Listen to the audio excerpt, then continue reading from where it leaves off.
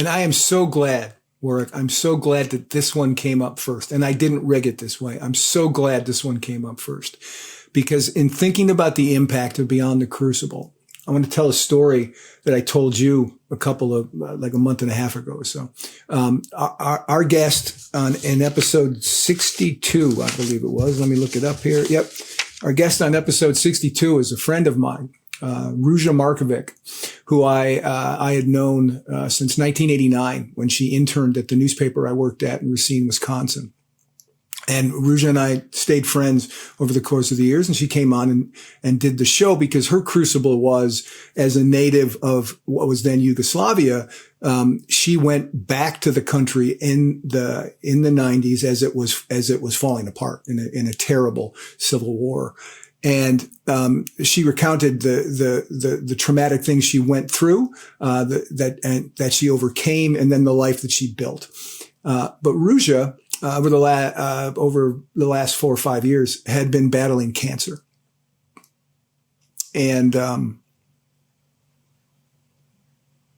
we talked a lot, either on the phone or via text. We had a close friendship. And she died on the 26th of December. Hours before she passed away, she texted me something I didn't get until the next morning. And I wasn't planning on this coming up first, so I'm going to pull it up here on my phone really fast because I want to read this to folks to see just what it was that she wanted to talk about. She said this to me hours before she passed away. She said, "I was on your podcast. Please make sure that Eli, who was her 13-year-old son, the love of her life, please make sure that Eli hears that. Please make sure that gets to him."